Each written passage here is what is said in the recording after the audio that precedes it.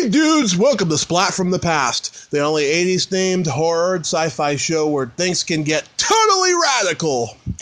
Now today, I will be welcoming a legend amongst legends in the world of low-budget exploitation films. And I am talking about the legendary Brian Trenchard-Smith. Yes, Brian Trenchard-Smith, who directed Dead End Drive-In, Leprechaun 3 and 4. He also did BMX Bandits, Turkey Shoot, Night of the Demons 2, Stunt Rock, The Man from Hong Kong, so many other great ones. I'm having him on the show today to talk about all that stuff. I just can't wait. It's going to be extraordinary. I've been a fan of his movies for a long time. And even Quentin Tarantino was a big fan of his movies as well. And he's just made some great movies. And it's going to be pretty awesome. It's just a great honor for me. So, here is my interview with Brian Trenchard-Smith. Hey, Brian. Hi, Tommy. Good afternoon. Where are you? You're in... I'm in Redding, California. Oh, well, we're on the same time zone. That's right. Okay. Yes. I got a speeding ticket in Redding, California, but I have forgiven them. Yeah. Yeah, it's pretty strict over here, I can tell you. Yes, it's that turn off, onto the freeway. Oh, yes. Oh, well. Anyway, so here I am, and I will have things to do in due course. So how long is your podcast? It all depends on how good of a storyteller you are. Well, time will tell. Okay. Well, shall we commence? Oh, absolutely. This is such a great honor. Thank you for taking the time today. My pleasure. So, going back in time, I was reading you made your first 8mm film when you were 15, but did you always gravitate toward film before that? Well, we did not get television until I was 7. I had previously really only seen films projected on a sheet hung outside, well, at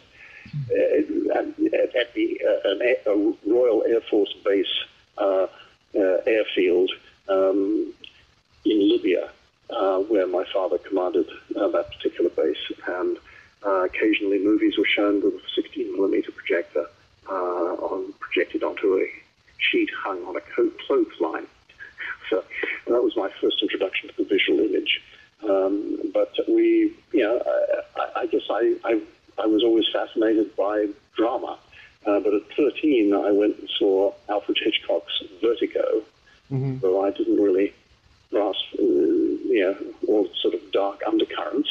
It gripped me, and I was sucked into its universe. And I realized, I liked films, but I realized that people who made films actually got paid.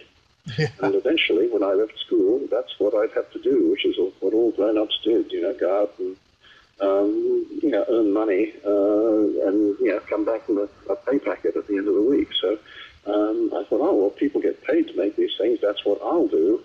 I'll make movies, simple. Somehow, with great good fortune, I was able to do that. That was the. So to give you a short answer to your question, is just a second.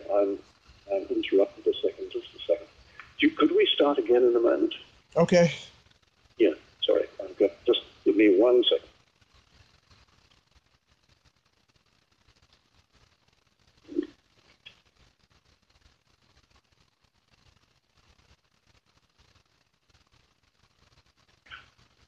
Okay.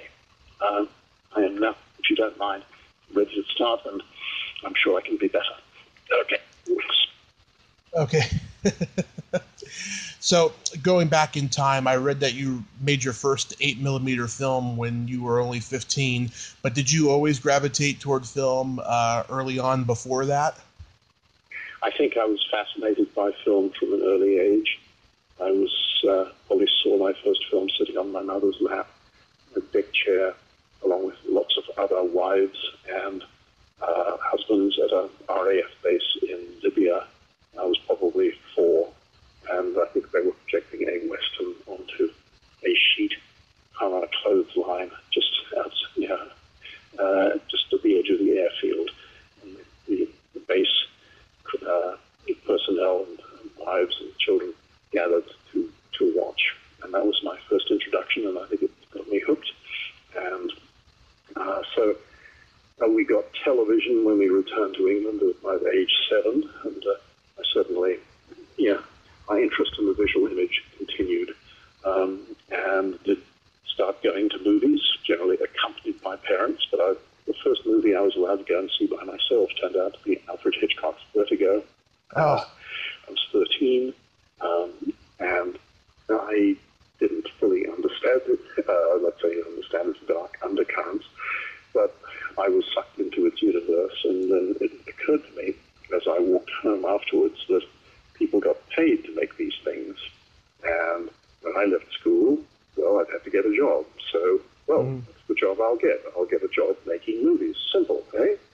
And somehow, with great good fortune, that's the way it turned out, and have made 42 long films and 43 episodes of television, 100 trailers, and a number of short films. Mm-hmm.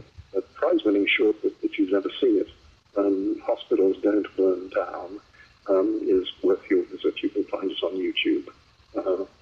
Anyway, so that, I suppose I was always interested and became increasingly fanatical during my school years, and became a member of the school's film circle, and was lucky enough to be taken to Pinewood Studios and Shepperton Studios, where in Pinewood they were doing pickups on Dr. No, and in Shepperton they were shooting Beckett, where they had used what was then the largest soundstage in Europe to recreate an actual size replica interior of Canterbury Cathedral.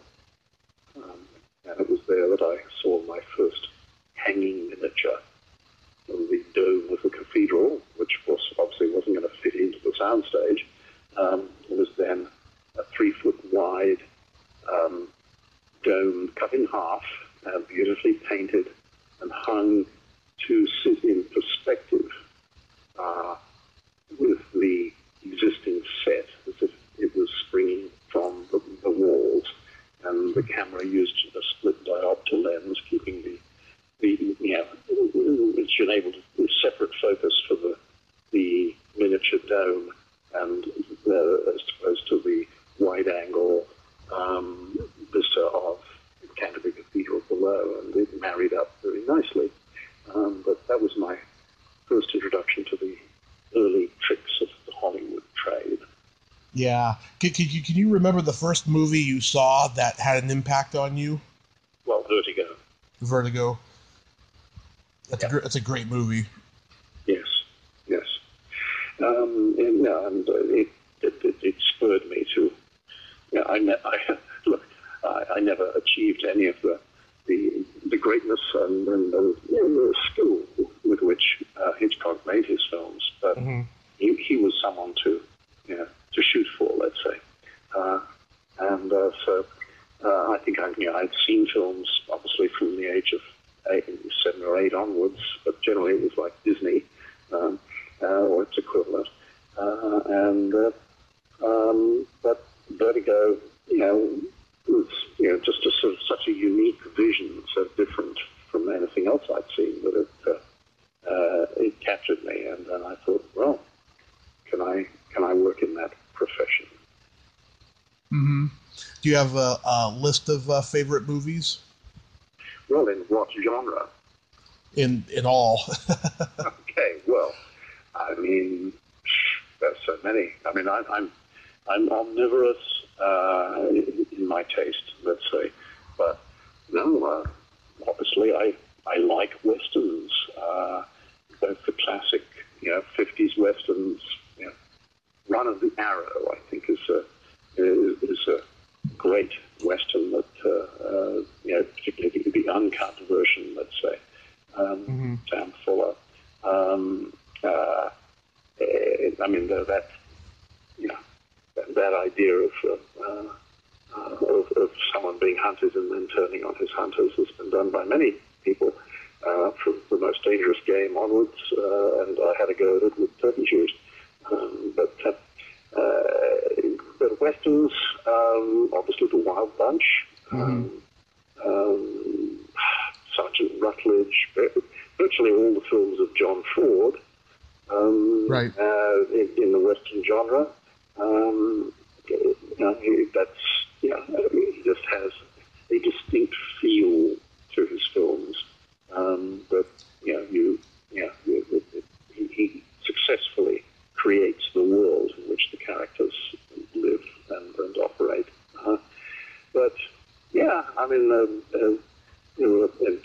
Gunfight at the OK Corral, the Magnificent Seven.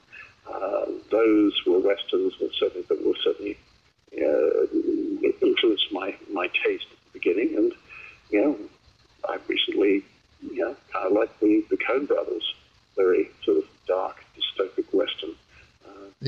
For Netflix.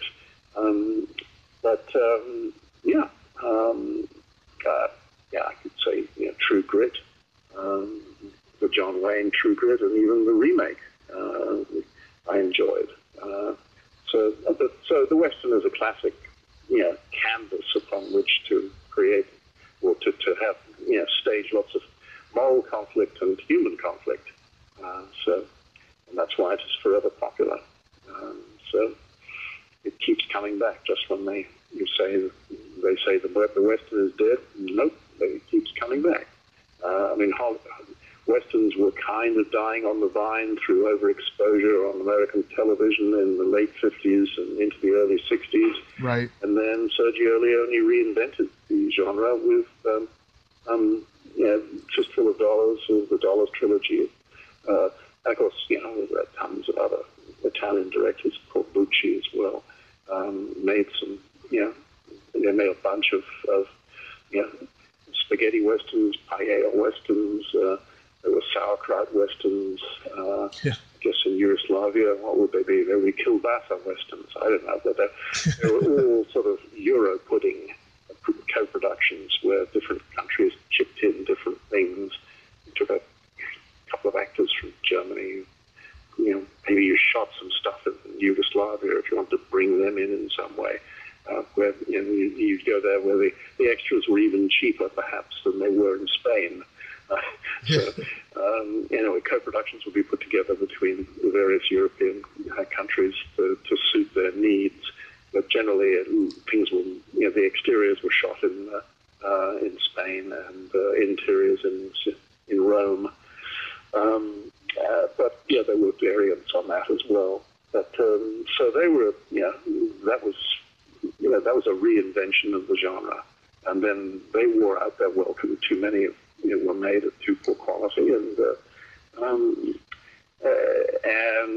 then Hollywood bounced back with big scale classic westerns with big stars.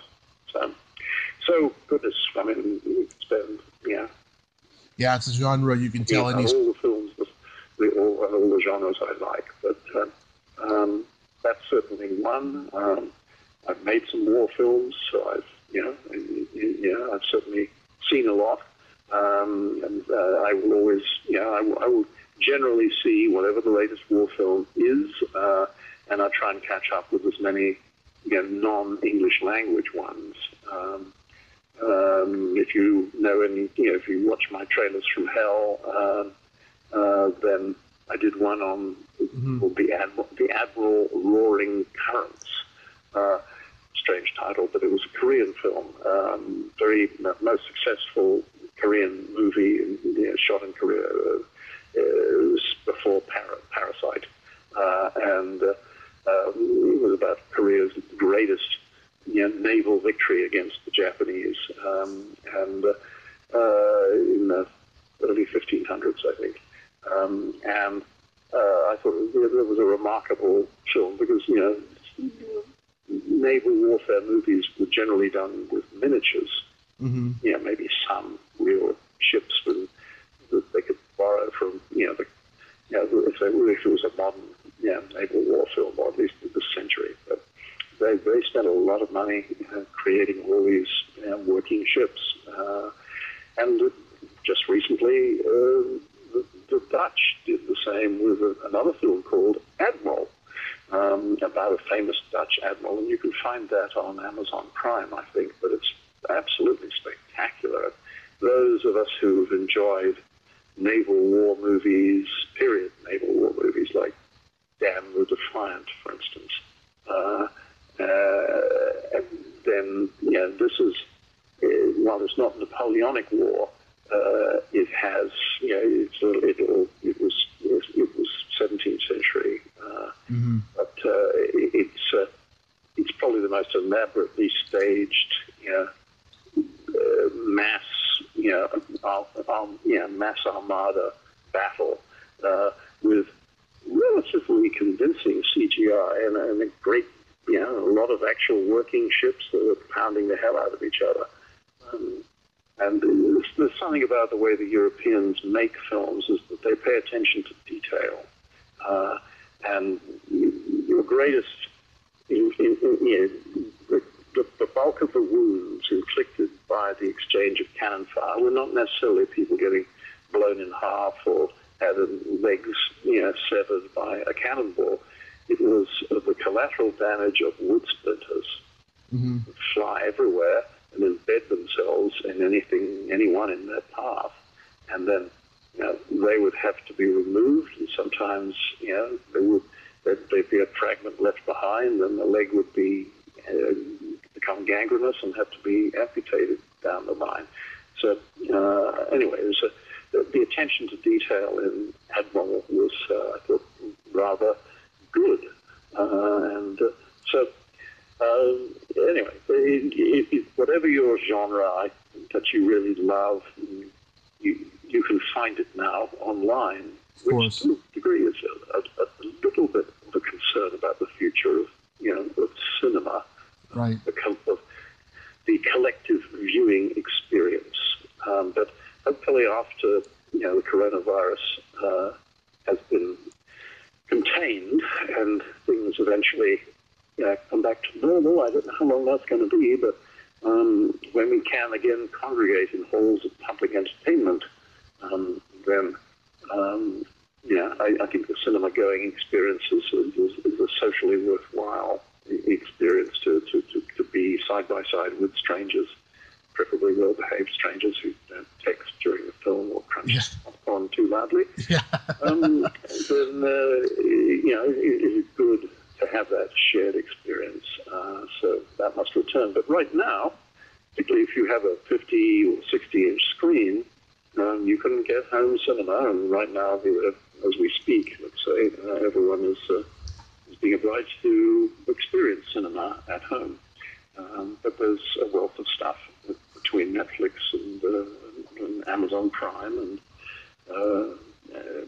you can get a lot of good stuff.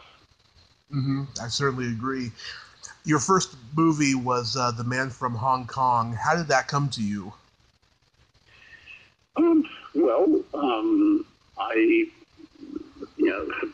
in my sort of exploration of world cinema, I discovered Asian martial arts movies before they came to the West. In fact, Asian sword movies first, and then when the sword started to wear out its welcome a little, then the fist came in, and that became the new rage, and combinations of sword and fist.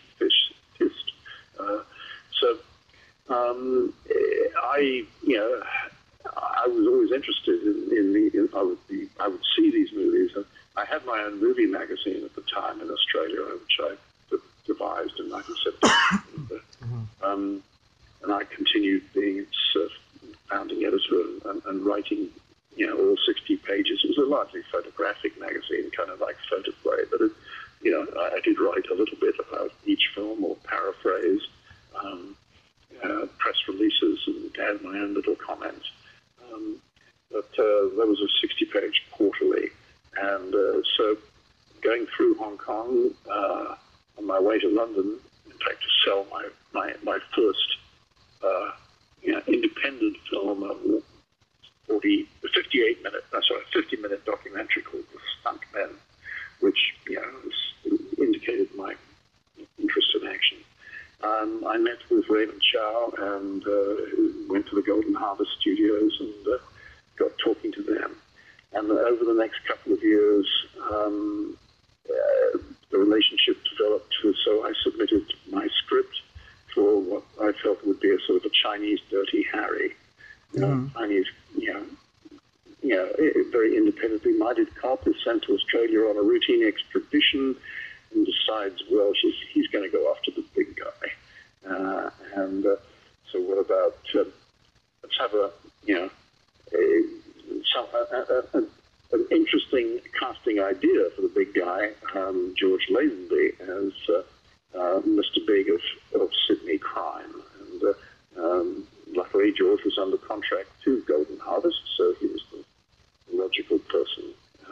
I did conceive it for Bruce Lee, but he died before the script was written, when it was just a 6-page treatment.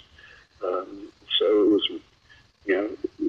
adapted to suit Wong Yu, who had been #1 star in Hong Kong before Bruce's, sudden rise. And briefly, it became so again. But Man from Hong Kong was not as big a success in Hong Kong as they had hoped, because I think it was considered too Western. Yeah. And the martial arts was not as balletic and stylized. It had one of those such sequences, but was, more into dirty street fighting than the classical kung fu. But that did not prove to be a flaw in the box office of the rest of the world. So that was good. And anyway, so that was Man from Hong Kong, and luckily, your first film has to work if you want to make a second one. So for that matter, you're really only as good as your last picture. So I'm lucky to have survived as long as I have. How was working with George Lazenby? I was working with George Lazenby. Wonderful. Yeah. And, he knew he had made a mistake by bowing out of Bond the way he did, and he was going to do his penance, and he was going to make movies for people who wanted him, and he was going to do the best possible job, and so he did. And I was quite happy with him. So he was a good guy, and we met up a few years later. I went on his yacht, and he didn't throw me overboard, so I guess I did something right. Yeah. Then you did a musical called Stunt Rock. What was the genesis behind that movie? Well, I was having a shower one morning, and an idea came to me, and they do come to me at strange times. Alice Through the Multiverse, my novel, which incidentally you should all read on Amazon and Kindle. A time-twisting paranormal tale with a somewhat wry tone and a strong female protagonist. Anyway, that's I get ideas. Anyway, back in 1977, I was having a shower, and the idea came to me. Ooh, famous stuntman meets famous rock group. Much stunt and much rock takes place. Kids will tear up the seats. And I had Grant Page. I was his manager as well as his producer of the vehicles built around him. And I thought this will be good for another Grant Page vehicle. We'd introduced him with Death Cheaters and then Danger Freaks, and he'd appeared in other people's movies, and he got press. And so, I thought, right, he's well known in Australia now. Let's create a vehicle for him internationally.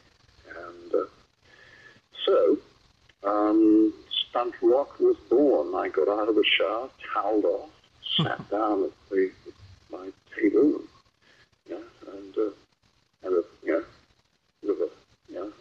took some herbal remedies, and 6 pages, out of me, and I then sent that to a possible financier who'd said, send me the next thing you made, and the next thing you've written, and he said, yeah, we can put this together, and really within 6 weeks I was in Los Angeles getting ready to make the film and turning it into a screenplay at that point.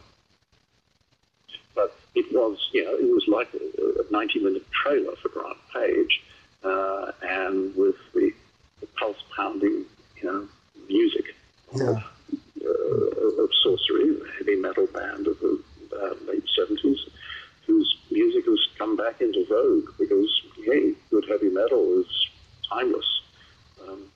Sadly, the leader of the band, Perry Morris, who was the drummer, died last week. And, sadly, and Sorcery was, they were a unique band. They never achieved the success and the fame. Though they did quite well, but they never achieved the fame that, or the exposure that they deserved. If Stunt Rock had worked, the band broke up after the movie was shot, and the musicians went one way and the magicians went the other. But if they had stayed together, they could have run that as a Vegas act. But anyway, there you go. But that's how Stunt Rock came about, and it achieved its initial purpose of launching Grant Page as a stuntman who could play himself in a movie, and particularly do amazing fire stunts. So I showed him his work to a producer named Sandy Howard, who produced the Man Called Horse movies and various other films. He was good at coming up with independently financed genre that he would then sell to the major distributors. And he took Grant on for 3 pictures. Sitting on Fire, Yes Ship, but I forget what the other one was. Anyway, Grant was then went on and did he went to the island and he set his hair on fire in the island and things like that. So that was the original Michael Ritchie, The Island, not the subsequent one that was made. There have probably been many films called The Island. And, anyway, so that got Grant's international stunt career going, and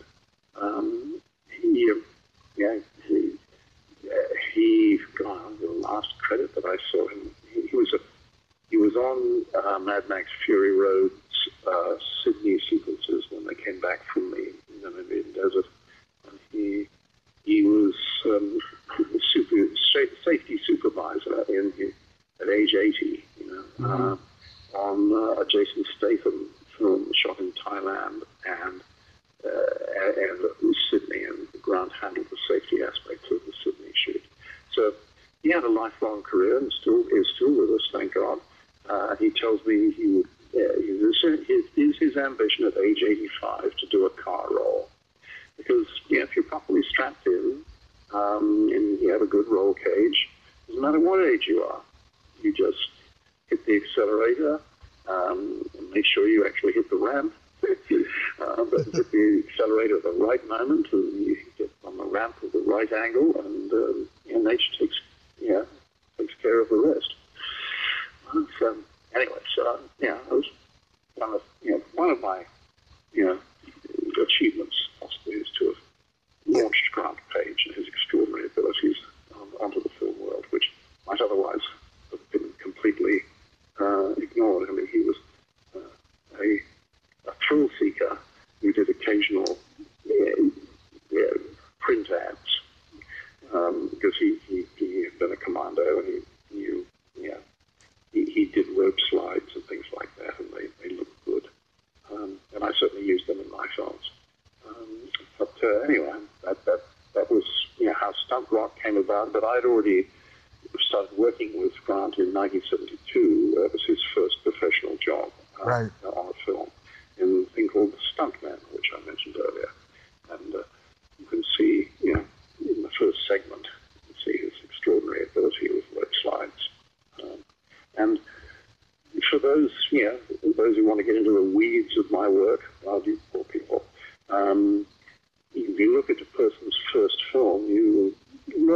amount about his gut instincts. And I wanted to make action pictures, which is my first attempt to photograph action. And I think some of it's really quite successful, and that some of certainly the commando sequence is not bad. So anyway, you gave Phil Hartman his first role in Stunt Rock. Yes, little did I know that he would become a great comic and then be sadly murdered, a great loss, because he was funny. But I had to have a non-Screen Actors Guild cast, because that was the kind of budget we were on, and so the smart move was to go to a theatre troupe, particularly a comedy troupe like the Groundlings.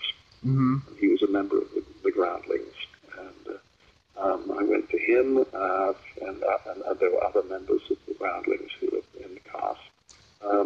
As part of the film crew, and then there were actors who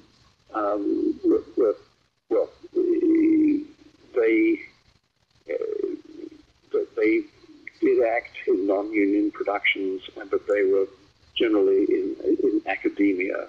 So Ron Rayleigh who played the irascible film director in Stunt Rock, and he was a professor, I think, at USC, teaching film. And so through a connection, we managed to reach him and got him to play the part. And he wasn't a member of the Screen Actors Guild, and so that was nice. You discovered a lot of people. Like, you discovered Nicole Kidman, put her in her first movie, BMX Bandits. Yeah. They said, "Oh, you shouldn't cast her. She's taller than the leading boys." And I said, "Who cares? The camera loves her. Look at that, shock of striking hair, and she just has good comedic timing and basically understands, how to do. She's got a natural instinct for it, and she was, wanted to be an actress and was going to drama classes and so forth. So I cast her as someone written to be the tag-along girl, but I started pushing her into the foreground. So that, even if the boys were doing the talking, let's watch Nicole a bit too. After the Australian film industry saw BMX Bandits at a preview before the Australian Film Institute awards, every film had to be screened to the membership for them to vote on it. So when the membership, which were many active producers and directors, saw Nicole, well, everybody wanted her after that. And she never stopped working from then till now. And I always knew she was going to be a star, and I even said so. It's in print back in 1983. I said that she would be, one day, she'd do striking roles in every decade of her life. And she just turned 16 when I did that interview, which was over a mutual dinner with a journalist for the Australian Daily Mirror. And we scheduled a dinner, and I said that she would become, I think, Australia's Catherine Hepburn, doing striking roles in every decade of her life, and maybe ending with feisty grandmothers. So anyway, she's a great actress, and I'm so pleased that she has had a wonderful career. And then she created her own career. I gave her a chance. I gave her the exposure she needed just at the very beginning. Yeah. And, then everything else, fell into place because she had the goods. My favorite movie of yours is Dead End Drive-In. Oh, good.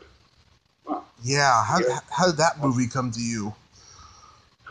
Well, I didn't initially develop it. It was another director who developed it, but then he lost interest in it, or he didn't believe it could work, and it could be silly or whatever. And so there was still a will to make it by a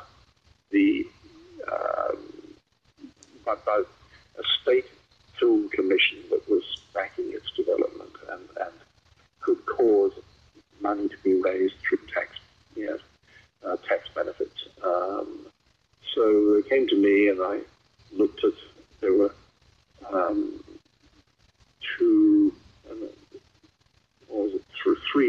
three different versions of the script, and I said, let me just, put the best parts of each version together, and they liked the combination. It didn't change the story at all. It just maybe featured some aspects more than others, so the money came through, and we managed to secure the last. A drive-in movie theater with projectors that had just closed because the property owner felt he could make a killing selling the land for lots of flats rather than the meager income that renting to a drive-in operator would provide. So there was a window of opportunity, and luckily we were able to grab it. So the drive-in was abandoned wrecks that tow truck drivers would bring in, get a payment, and then they'd pick them up after the shoot was over and sell them to scrap metal yards. So we had no trouble getting cars and then decorating the drive-in and using local graffiti artists to tag the whole place. But I was intrigued the moment I read the script. I thought, my goodness, I want to do this movie, and so I put my heart and soul into it. And it was, in essence, a very good script. It was a question of emphasis and balance, and I did push the aspects of the refugees being bussed into the drive-in to get them out of society and prevent them competing for what few jobs there were with the rest of the population. And so this was prompted by the Vietnamese boat people who were not popular in Australia. Australia settled a whole bunch of Vietnamese refugees because Australia had been part of the Vietnam War and contributed to the damage that had been done to Vietnam, and so accepted a number of Vietnamese refugees, and naturally xenophobia and racial prejudice is a worldwide phenomenon.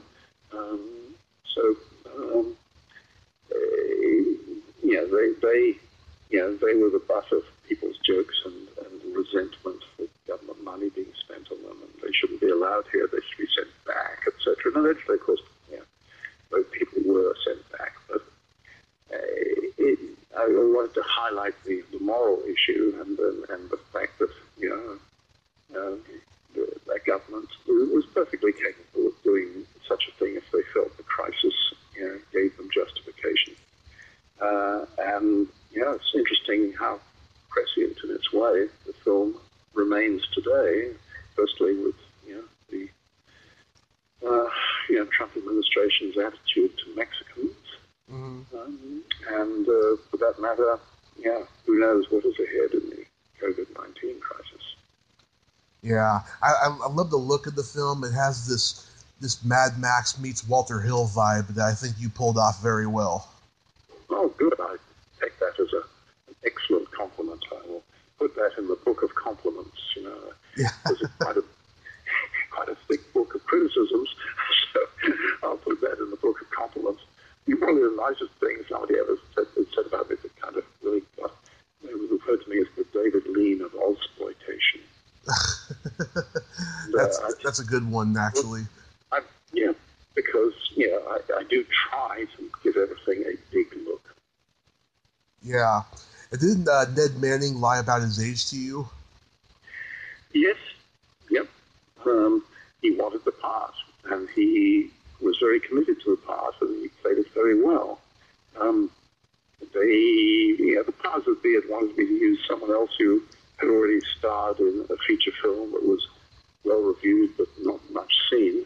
And it was a social issue comedy, and you could say he was perfect for the role in many respects. He played a young, juvenile delinquent, non-violent, but just a bit of a tearaway, as we used to call them back in those days.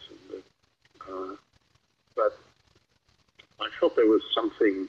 The character required needed someone who was not tall, big, but had but wanted to be, and like his big brother, but he had a residual toughness, and I felt that Ned had the toughness within him, and that the other contender, I did not know really whether that would come across, because he had quite nicely chiseled features. Mm-hmm. But so Ned felt like an everyman to me, and so I stuck by him. I just found out later that he was, much older than he told me. He was 24, and I thought, well, he could arguably play 20. I didn't realize he was 35. Wow. That's crazy. Yeah, there you go. Natalie McCurry, she was gorgeous. I love it when she takes her bra off and says, "You like them?" Yes, yeah. Natalie, yeah. Sadly, she is no longer with us. Yeah. Died of cancer at age 48. It's a great loss. She was talented and a really sweet lady, smart, And That's there you go. That's the vicissitudes of life. How did Night of the Demons 2 come to you? Well, I met some producers who really, liked some of my early work and wanted to work with me, and they liked me from Hong Kong and Siege of Firebase Gloria. I took a big scene, Stunt Rock, but I'd done a little horror film for $500,000 called Out of the Body. It's not one of my best, but I don't think it was difficult to do it for the money, let's say. But they thought, well, we'll throw you a hat in the ring.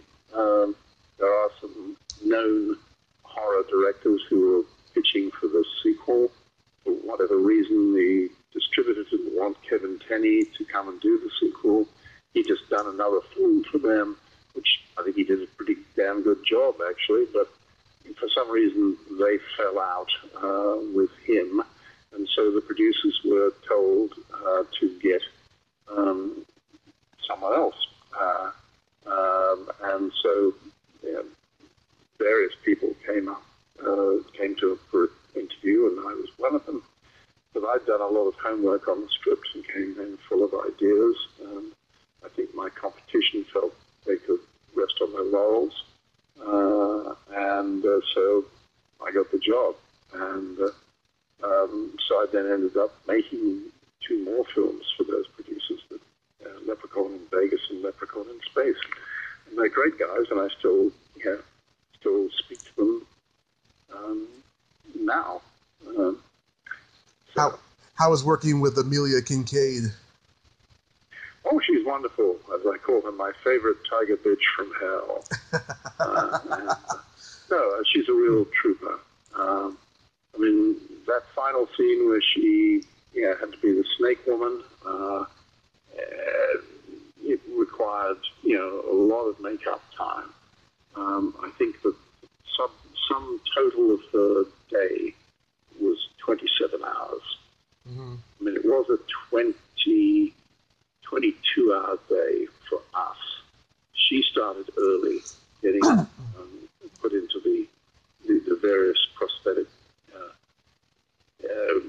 appliances that were necessary.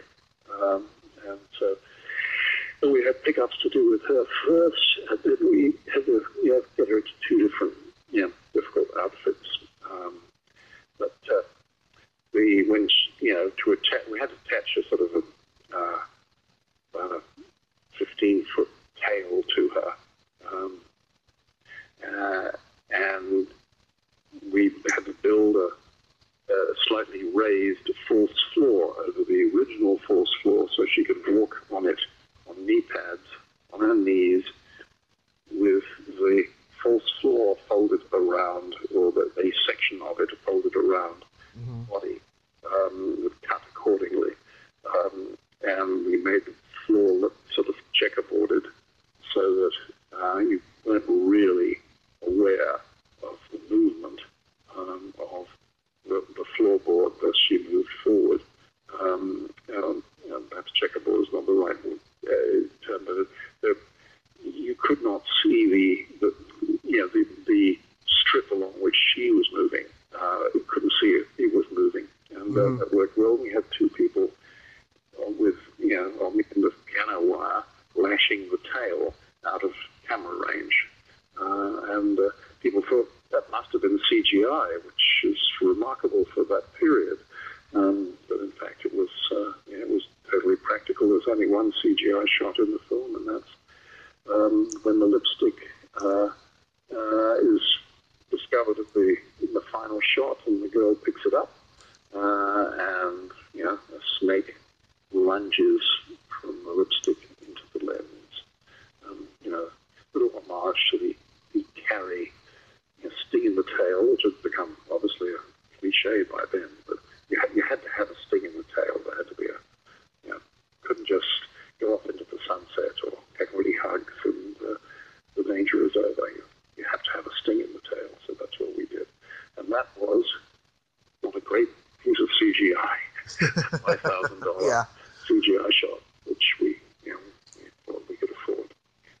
But anyway, no, it's a good way to end the film. Yeah. Speaking of Leprechaun, I talked to Mark Jones yesterday, and I talked to Tom Dugan last week. I love Leprechaun 3. It's my favorite out of all of them. What are your memories of making that one?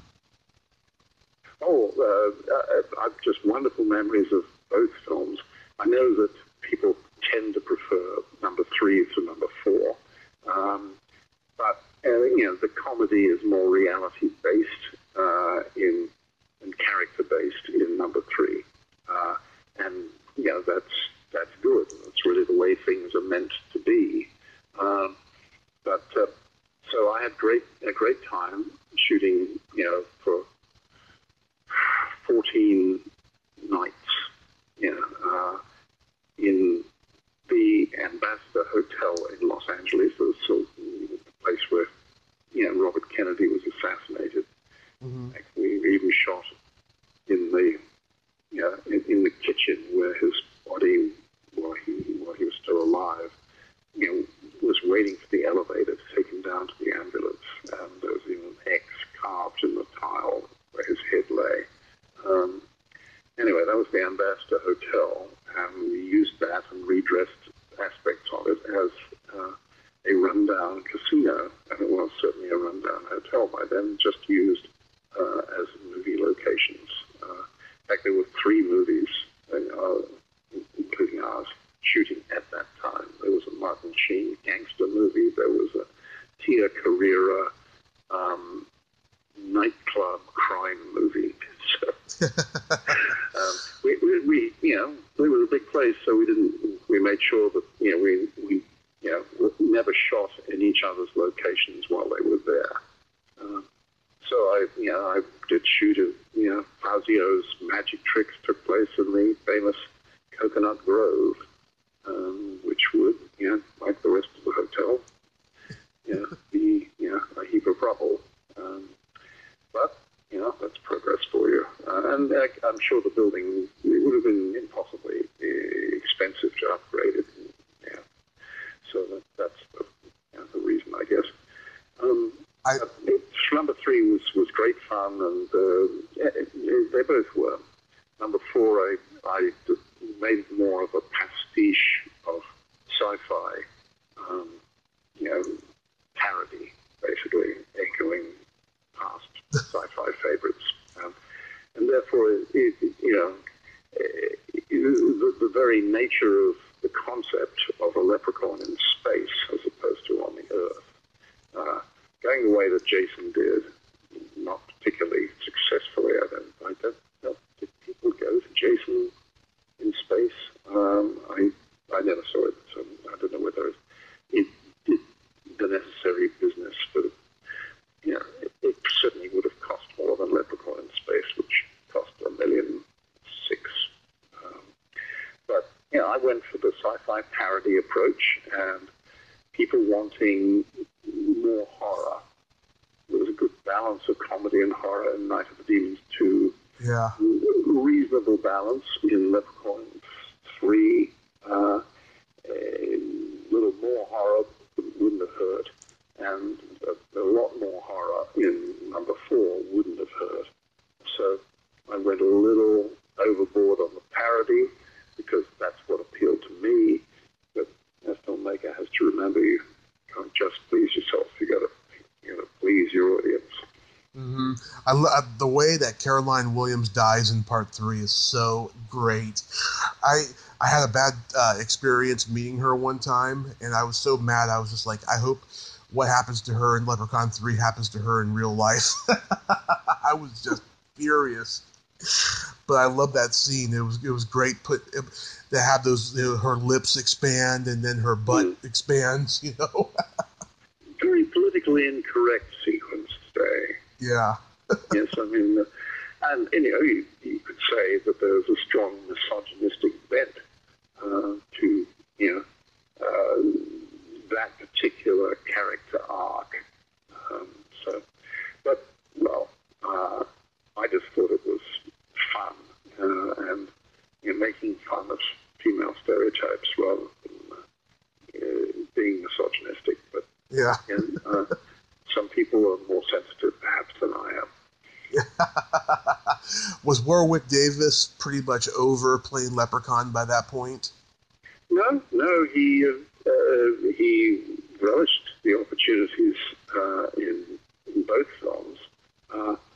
He felt he'd been kept a little bit too much in the shadows in number 2, which was, of course, I think intended to be like Bride of Leprechaun. But it didn't seem to be, I don't know, well, perhaps I was prejudiced. I found it a little lackluster. But he had to go through 3 hours of makeup every day and to get ready, and 40 minutes to take it off, all within the 12 hours.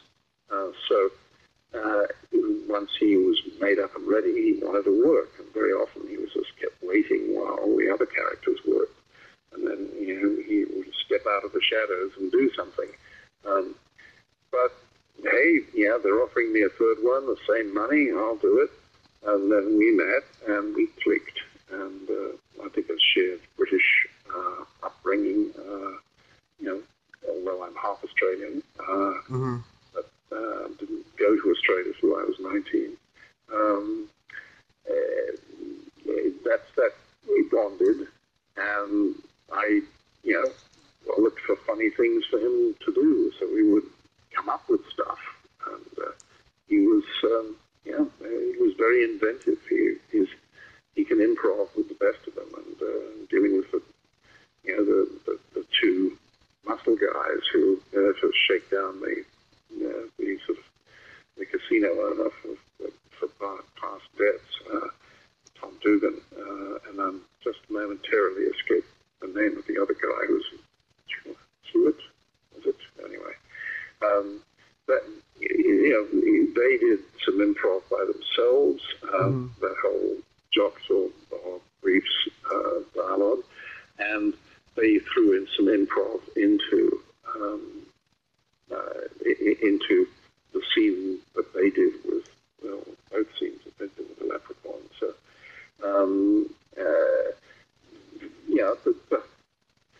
it was a joyous experience to have actors who really loved being appreciated and given the opportunity to come up with stuff. And cast and crew, I think I can always remember it as a fun shoot, which night shoots generally aren't. Yeah. So with all the craziness that's going on in the world now, are you still making films? No, I'm past my use-by date, unfortunately, as far as Hollywood is concerned. I have a vision, I have taste, I have intellect, and I have a great deal of experience. But at a certain point in time, it's considered that you're not really up with the times, and you don't know what today's audience wants because you're over 70. I'll be 74 in June, and I still feel like a 30-year-old. And until the COVID shutdown, I swim 40 minutes a day, 4 days a week. I fence FA one night a week, and do a certain amount of work around the property. So I'm in really good condition. But inevitably in any business, the young lions kick the old lions out. That's the cycle of life, let's say. It applies to the fate of directors. If you have huge hits in your background, then you can go on for a very long time as Spielberg, Eastwood, Scorsese, about three of various others who maintained a career. But you have to have those hits. If you are slightly quirky journeyman with a lot of experience, then you don't necessarily fit the model. And a lot of it, of course, is dependent upon who you know. And so I kept working because people would keep coming back to me. And when those people stopped getting their projects funded, and then it becomes hard to find new blood or new sponsors, shall we say, when frankly those sponsors have a whole wealth of upcoming very solid talent to choose from. So there it is. Obviously, if I wrote a script that everyone wanted to make, it would be another matter. But so I've written a novel, Alice Through the Multiverse, which does. It's a fun read. It's a ripping yarn, but it has a political question buried in its last 3 pages as to how I'm always interested in alternate history and why it did not happen. And anyway, I just posed the question of what if, let's say, things had turned out differently in the development of America. But that springs organically from a time-twisting novel where with every with time paradox comes the possibility of the butterfly effect, and of course once you alter something, there's a ripple effect. So anyway, we deal with that in Alice Through the Multiverse, and I wrote it with a view to it one day becoming a series. The baited hooks are out, but as yet no one has bitten. So I've recently written my memoirs, and we'll decide how they will be published. I'll have plenty of time to think about it over the summer. 344 pages, but I guess movie nerds who really want to get into the weeds of what a director's life could be like over 50 years might find it. So we will see. It's called, I plan to call it Adventures in the B-Movie Trade. Oh, that's great. That's a great title. I'm looking forward to that, Brian. I mean, you've that's good. you've left behind such a great body of work. I mean, even Quentin Tarantino is your biggest fan. Well, he has said some kind things about me in print and sometimes on stage when he introduces a film, like when he introduced BMX Bandits in San Antonio, I think it was. He actually said it's better than Goonies. He got a few boos from the audience for that, but thank you, Quentin, for being loyal.